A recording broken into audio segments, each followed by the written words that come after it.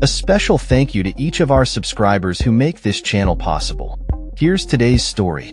In a significant development regarding the ongoing conflict in Ukraine, NATO Secretary General Mark Rutte has announced that a coalition of 30 countries is actively working on a framework of security guarantees for Ukraine. This initiative marks a pivotal moment as the United States has expressed its readiness to join the effort, signaling a potential shift in the dynamics of international support for Ukraine. Speaking to Fox News following discussions at the White House with U.S. President Donald Trump, Ukrainian President Volodymyr Zelensky, and several European leaders, Rutte described the talks as very successful. The focus of these discussions has been on establishing security guarantees that could be implemented following a ceasefire or, ideally, a comprehensive peace agreement between Russia and Ukraine. Over the last couple of months, under the leadership of UK Prime Minister Keir Starmer and French President Emmanuel Macron, a group of now 30 countries, including Japan and Australia, are working on this concept of security guarantees, Rutte elaborated. He emphasized the importance of U.S. involvement, stating, "What the U.S. has now said is that the United States wants to get involved in this. Exactly what is meant by U.S. involvement will be discussed over the coming days."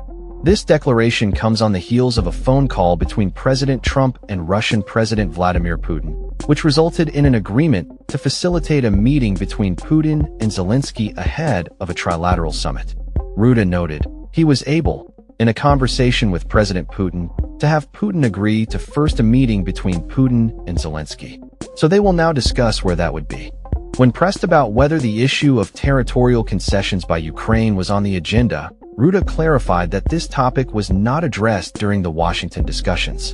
Furthermore, he stated that NATO membership for Ukraine was not part of the current negotiations.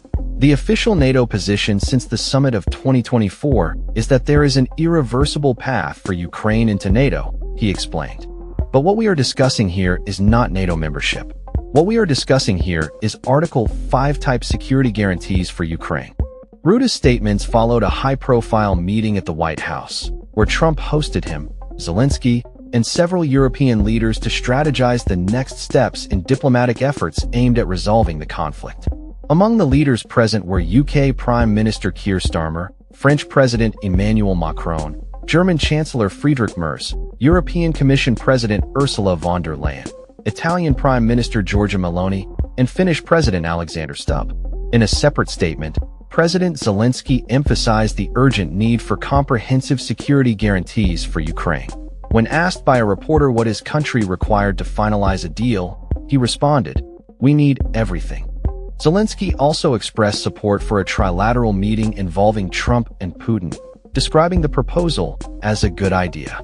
Trump, in turn, assured that we will give them, Ukraine, very good protection, very good security, while suggesting that a ceasefire may not be a prerequisite for achieving peace.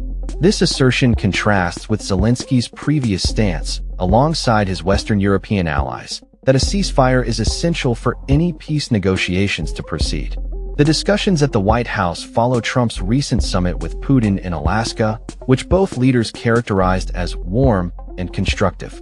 Notably, Zelensky's previous visit to the White House concluded on a sour note, with accusations of disrespect directed towards him and Trump asserting that he does not hold the cards. This time, however, Zelensky opted for a more subdued appearance, donning a dark suit without a tie.